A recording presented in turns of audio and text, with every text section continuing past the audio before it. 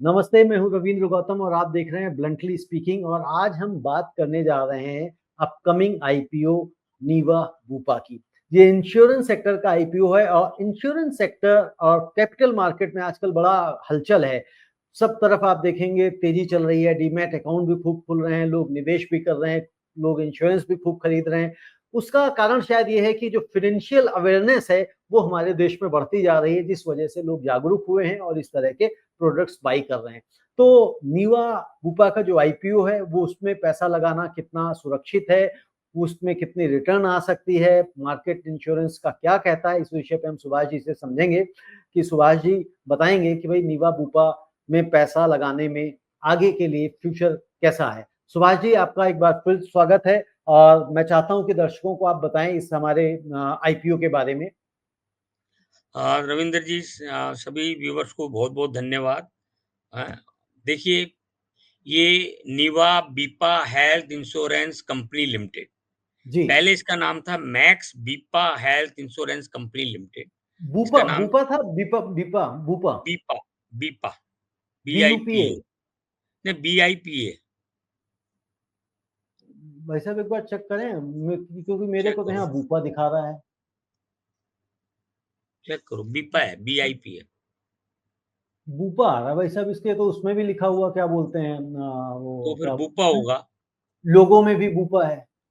1 minute दीजिए। एक बार check कर लीजिए आप भी जरा।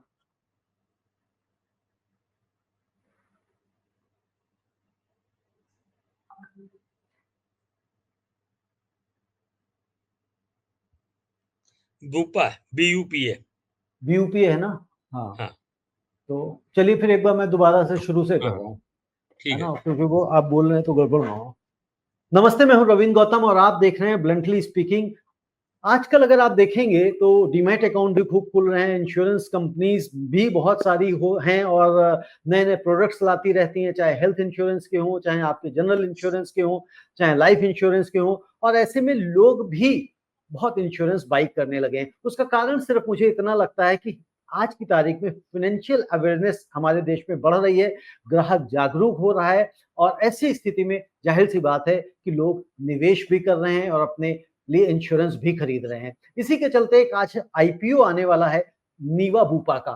तो वह आईपीओ हमारे ग्राहकों के लिए, जो इन्वेस्टर्स हैं, उनके लिए कितना फायदेमंद रहने वाला है, उसमें पैसा लगाया जाना चाहिए या नहीं लगाया जाना चाहिए, इस विषय पे हम सुभाष जी से राय लेंगे और समझेंगे कि इस इंश्योरेंस सेक्टर का या मतलब इस नीवा बूपा का मार्केट कैसा रहने वाला है। सुभाष जी आपका बहुत बहुत स्वागत है।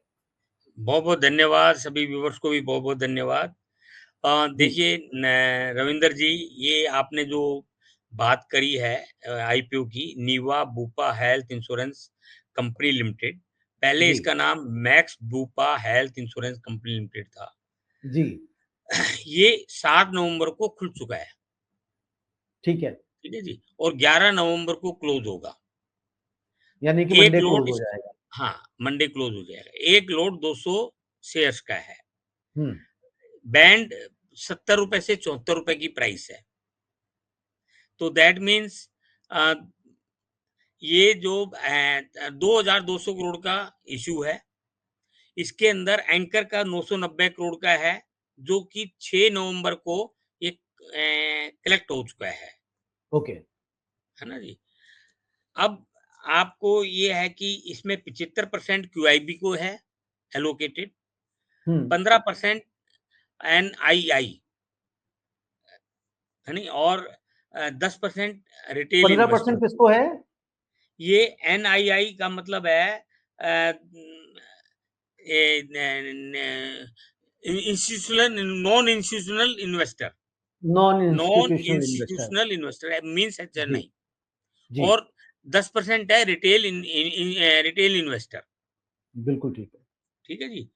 अच्छा, और इसका ये है, आप समझिए, इसने जो प्रीमियम था इसका, ग्रोस डायरेक्ट रिटर्न प्रीमियम हम्म। 2024 में 5,500 करोड़ था, ओके।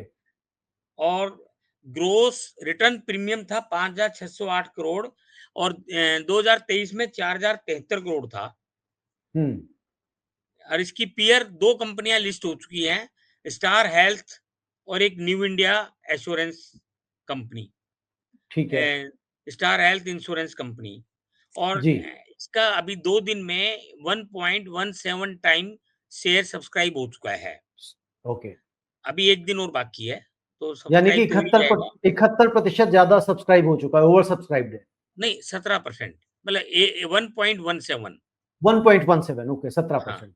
और जो ये अब आपने मेरे से पूछा कि इसको लगाएँ या नहीं लगाएँ, तो जी जैसे ग्रे मार्केट में एक प्रीमियम चलता है, इसका कोई प्रीमियम नहीं चल रहा। जी ₹74 में ये अलॉटमेंट होगी और इस पर कोई प्रीमियम नहीं है। तो जैसे कि कई लोग लिस्टिंग गेन के लिए अप्लाई करते हैं, तो जी वो ज़रूरी नहीं है उनको लिस्टिंग गेन मिले, हो सकता है मिले। डिस्काउंट में भी खुल जाए। और लेकिन 17%, और 17% ओवर सब्सक्राइब भी कोई बहुत ज्यादा नहीं है। नहीं, अभी एक मंडे को और हो सकता है ज़्यादा, लास्ट डे जी वाले दिन होता है, तो हो सकता है ओके 2 टाइम हो जाए, 3 टाइम हो जाए, 5 टाइम हो जाए, 10 टाइम हो जाए, है ना? तो ये देखना पड़ेगा। लेकिन जी मतलब 2-3 ब्रोकरेजेज़ रिपोर्ट है, बजाज ब्रोकर की है, मोतीलाल की है, एक और ब्रोकर ने भी रिपोर्ट निकाली है। उनकी रिपोर्ट के हिसाब से लॉन्ग टर्म फंडामेंटल सही है, हम्म क्योंकि ये इंश्योरेंस का सॉल्यूशन प्रोवाइडर है, ओके मेडिकल इंश्योरेंस का, हम्म है नहीं, हेल्थ इंश्योरेंस का। हाँ, हेल्थ और इंश्योरेंस बहुत, प्रोवाइड करते हैं। हाँ, इंडिया के अंदर बहुत क्विक बहुत फास्ट एक्सपेंड कर रहा है। हम्म जैसे मैंने बताया आपको 5500 करोड़ का प्रीमियम 1 साल का है। तो बिल्कुल ठीक है। अभी क्या है, प्रॉफिट इसके ज़्यादा नहीं है, 80-81 करोड़ का प्रॉफिट था। हम्म और एक जून क्वार्टर में लॉस भी है, जून 2024 में लॉस भी ओके है, इमीडिएट जो क्वार्टर है पिछला। तो प्रॉफिट तो अभी थोड़ा-सा लॉन्ग टर्म में ही आता है इंश्योरेंस कंपनी में, लेकिन लॉन्ग टर्म क्या लगता है, लॉन्ग टर्म बढ़िया कंपनी लग रही है और प्रमोटर बढ़िया हैं, एक्सपीरियंस है। ब्यूपा जो है, लंदन की कंपनी है, है नहीं, उसका स्टेक ज़्यादा है, 70% के करीब। तो वो 60-70 साल का ही उसका एक्सपीरियंस भी है, ब्यूपा ग्रुप का इंश्योरेंस के। तो मतलब एक्सपीरियंस प्रमोटर हैं और बड़े फास्ट एक्सपेंड कर रहे हैं इंडिया के अंदर, मार्केट शेयर बढ़ता जा रहा है इनका। तो इमीडिएट तो लिस्टिंग गेन के हिसाब से तो मैं नहीं कहूँगा, जो लॉन्ग टर्म इन्वेस्टर है वो अप्लाई कर सकते हैं। वो अप्लाई कर थोड़ा सकते हैं। प्राइसिंग थोड़ी-सी ज़्यादा रही है, यदि ये 65 पहले 3000 करोड़ का इश्यू ला रहे थे, फिर उन्होंने छोटा हम्म कर दिया, है पहले नहीं? कितना, लेकिन ये 30,000 करोड़ का ला रहे थे? 3000 करोड़ का, अब 3,000 करोड़, 2200 करोड़ ओके, का कर दिया, है 2200 ना? करोड़ का। हाँ, तो इमीडिएट अब 2200 करोड़ का करा है। और थोड़ी प्राइसिंग ज़्यादा है, क्योंकि नहीं तो ग्रे मार्केट में प्रीमियम होता, ये हाँ ₹60 ₹65 पे लाते तो बहुत बेटर था। तो हम्म इमीडिएट भी मैं बेटर होता, लॉन्ग टर्म में भी बेटर होता। अब हम अब जो इन्वेस्टर लॉन्ग टर्म का ख़्याल रखते हैं, उनको अप्लाई कर सकते हैं। और ये एंकर इन्वेस्टर ने पूरा सब्सक्राइब कर दिया है, जो उनका फिगर थी 990 करोड़ की। जी तो ये कुल मिला के लॉन्ग टर्म के हिसाब से सही है। इमीडिएट लिस्टिंग गेन के अ, लिए ठीक नहीं है। लिस्टिंग गेन के लिए कोई करना चाहे तो वो उसमें दिमाग ना लगाए। दिमाग क्योंकि खराब, वो प्रीमियम में भी खुल सकता है, डिस्काउंट में भी खुल सकता है, अभी डिस्काउंट में। अनिश्चितता है। हाँ, और जैसे मार्केट एलआईसी का डाउन की हुआ, तरफ है। जैसे एलआईसी का हाँ, हुआ था। जैसे एलआईसी का हुआ था। हम्म जैसे मार्केट वैसे भी डाउन की तरफ है, तो हम्म, मैं जो इमीडिएट लिस्टिंग गेन है, उसमें नहीं मिलेगा। लॉन्ग टर्म होल्ड करेगा उसको तो गेन मिल जाएगा। उसको मिल सकता है। तो आई थिंक इतना काफ़ी है, पर्याप्त है दर्शकों को समझने के लिए कि भई लिस्टिंग गेन के लिए यदि लगा रहे हैं, तो बहुत ज़्यादा चांसेस नहीं दिखाई दे रहे हैं। लेकिन अगर आप लॉन्ग टर्म के लिए सोच रहे हैं, तो जिस तरह से मार्केट बढ़ रहा है इंश्योरेंस सेक्टर का, तो और उसमें 14 आपको तारीख लॉन्ग को टर्म में एक्सपेक्टेड है ये लिस्ट हो जाएगा।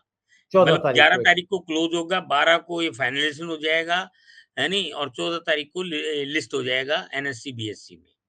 14 तारीख को लिस्ट हो जाएगा।